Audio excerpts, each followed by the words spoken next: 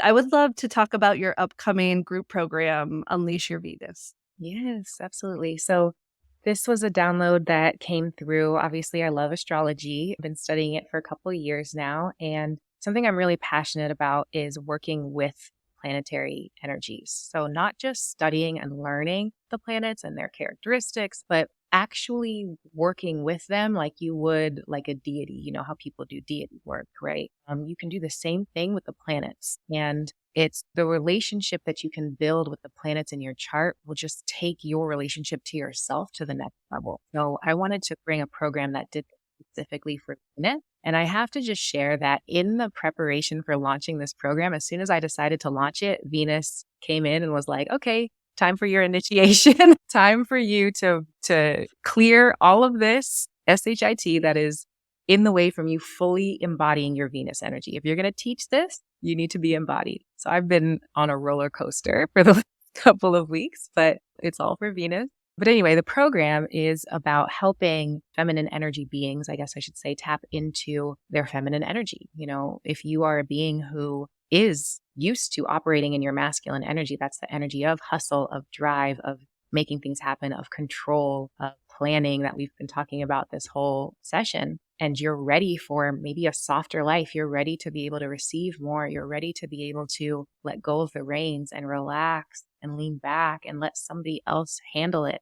Let something else handle it and realize that things can be infinitely better when you do that. Then this is the program that I created to help feminine energy beings unleash that energy within themselves. That sounds beautiful. I have not used my Venus. My Venus is in Gemini. I know ultimately the basics to help people kind of like break through. I'm more of a like, give me your chart, let me do my research. That's how I do with my human design. I haven't used my Venus that much. I'm going to have to ponder that one. Do you have any Yes. suggestions for mine being in Gemini? Well, so for Venus and Gemini, you know, there's a lot to the birth chart. There's the Yes. sign that it's in, then there's the house, then there's the aspects. To me, the aspects are the most important part, but the sign is important as well. But Venus and Gemini energy is very curious, very often very chatty, likes to have their hands in a lot of different pots, like just wants to be very multifaceted. Gemini energy can often want to be in community so that they can share their ideas, learn from other people.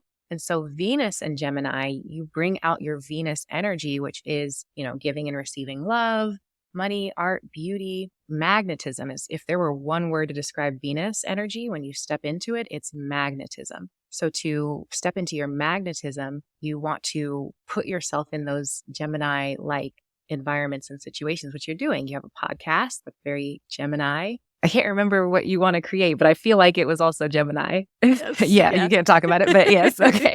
But yeah, just this idea of sharing ideas and collaboration absolutely puts you into your Venus energy. And then you want to look at also what are the aspects to your Venus, because like I said before, it's one thing to know you have Venus and Gemini in the fourth house, for example, but if it's squaring something challenging or opposite something challenging, that's going to add a whole other layer. And that's where the work is. Yeah. Well, that makes sense. It is in my 10th house, so it does make Oh, sense that, that it's in my career house. I don't know the aspects. I'll have to look at that. Well, yeah. thank you so much for sharing that. What are some other offerings and how can the audience find you? Yeah. So I can give you my link tree as well, which has readings. I have private sessions that I offer where we can do subconscious alchemy reading, which is the session that you had. Yes. I also do relationship readings and channeling.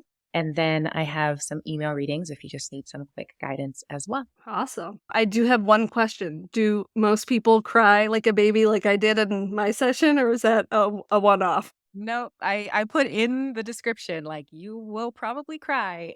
So just make sure you know, don't have anything booked right after. 'Cause It was powerful, and I appreciate it, and of course, thank you so much for coming on, and after the session with her, I was like, "Yep, she's gotta be a guest," so thank you so much for coming, I appreciate it. Thank you. This was so much fun. Thank you so much. Chat soon. Welcome to Floaductivity, the channel that guides you on a transformative journey towards spiritual wisdom, self-development, and healing practices, all aimed at elevating your intuition and aligning you with your soul's purpose. I'm your host, Kara Dempsey, and I'm thrilled to have you joining me today as we learn together.